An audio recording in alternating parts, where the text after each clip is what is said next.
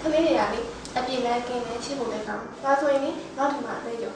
မနေဟဲ့တူတူမရေတယ်ကြော်ညာဝင်ရနေဟုတ်ပါတယ်ကလေးတွေကနူးနေပြီးတော့တအားကိုအပြစ်ကင်းကြရဲဟာဒါမဲ့သူတို့ကတအားငယ်သေးတဲ့အခါကျတော့ကိုယ့်ကိုကာကွယ်ဆောင်ရှောက်မှုမရှိဘူးလေအဲ့တော့ထိခိုက်ဒဏ်ရာတွေလည်းရနိုင်တယ်ဟာအထူးကအရေးကြီးတာကတော့မိဘတိုင်းကတာဝန်ရှိရလေမိဘတွေကတစ်ချိန်လုံးစောင့်ကြည့်နေကြမှာတော့ကြတာဟာ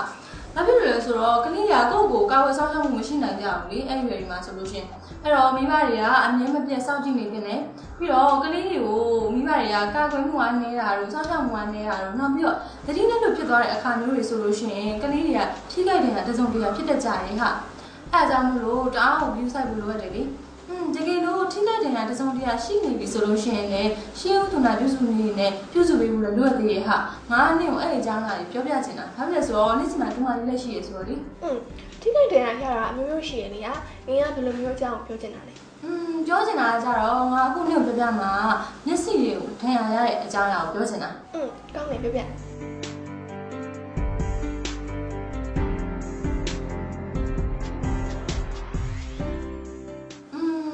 ဒီကိုရင်းအင်္ဂါဖြစ်တဲ့မျက်စိကကြတော့တအားနူးညံ့လို့နေဟာနူးညံ့လို့တဲ့အခါကျတော့အလွယ်တကူလည်းပြည့်စည်နိုင်တယ်လေ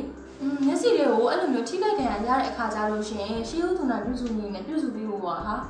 အဲ့ဒါဘာလဲဆိုတော့တကယ်လို့ပေါ့နော်မျက်စိတွေကိုတစ်ခုခုဝင်သွားတဲ့အခါမျိုးဆိုလို့ရှိရင်စိုးစွနေတဲ့ဒါမှမဟုတ်ရှင်လည်းရေစွတ်ထားတဲ့ဂွန်းစာတက်နံလေးနဲ့မျက်လုံးနဲ့အရာကိုဖေထုတ်ပေးရမယ်ဥပမာပြောမယ်ဆိုလို့ရှိရင်ပုံမုံလို့သိမုံလို့ပေါ့အဲ့ဒါမျိုးပြောတာဟာတကယ်လို့အဲ့လိုမျိုးမျက်လုံးနဲ့အရာဒါမှမဟုတ်ရှင်အဲ့ပုံမုံလို့သိမုံလို့ကိုဖေထုတ်လို့ရတာပဲဖြစ်ဖြစ်တကယ်လို့ပေါ့နော်အဲ့ဒီဟာကိုဖေထုတ်အပြီးမှာမျက်လုံးကနာကျင်နေခဲ့ရင်မျိုးဖြစ်ဖြစ်စီအောင်စေးကံကိုသွားပြီးတော့ဆရာဝန်စီကိုချက်ချင်းစေးကူသားမှုခံယူဖို့သွားတင်နေဟာပြီးတော့အဲ့လိုထိခိုက်ဒဏ်ရာရဲ့အတွက်ချားနည်းနည်းနေရောဘာတွေရှိသေးလဲအခြားနည်းနဲ့ပြောရမယ်ဆိုလို့ရှိရင်ထိခိုက်မိတာအတွက်တကယ်လို့ပြောချင်တာဟာမျက်လုံးကိုခုနလိုမျိုးဖုံဖုံလို့သိမုံလို့ဝင်လာမျိုးမဟုတ်ဘဲနဲ့ကလေးရဲ့မျက်လုံးကိုလက်သီးထိုးမိတယ်လို့မျိုးပေါ့နော်အဲ့လိုမျိုးတစ်ခုခုထိခိုက်ဒဏ်ရာကြီးကြီးမားမားရလို့ရှိရင်စေးပေါ့နော်ဒီပိုးသက်ထားတဲ့စေးပစ္စည်းတစ်ခုခုနဲ့မျက်လုံးကိုအုပ်ပြီးလို့ရှိရင်ကလေးကိုစေးအောင်စေးကန်အများဆုံးခေါ်သွားတယ်ဟာကလေးရဲ့ဒီမျက်လုံးနဲ့ဟာဓာတုဗေဒဒီတစ်ခုခုဝင်သွားပြီဆိုရင်ရောဘာလုပ်တင်လဲနင်ပြောတဲ့လိုမျိုးကလေးရဲ့မျက်လုံးတွေကိုဓာတုဗေဒပစ္စည်းတစ်ခုခုဝင်သွားခဲ့တယ်ဆိုလို့ရှိရင်ဘာလုပ်ရမလဲဆိုတော့အရင်ဆုံးတော့နော်ရှေးဥဒ္ဒနာပြုစုမှုပဲပြောရမှာပေါ့အရင်ဆုံးလုပ်ပြီးလို့ရတဲ့တနည်းတော့ရှိတယ်အဲ့ဒါပါလေဆိုတော့ကလေးရဲ့မျက်လုံးကို15မိနစ်လောက်ကြာအောင်လို့ရှေးအေးတက်နံလေးနဲ့မျက်လုံးကိုဆေးပြီးဖို့လိုရတယ်ဟာ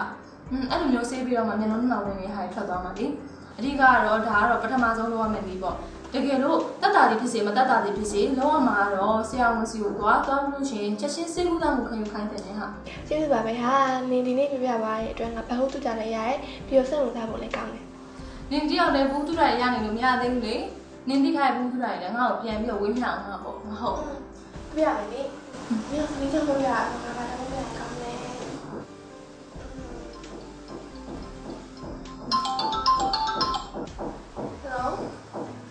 ဟုတ်ကဲ့တမီးဟာဆိုရင်အခုလာလိုက်မယ်လေနော်ဟုတ်ကဲ့အခုလာပြီနော်ဟုတ်ဘာလဲဟာ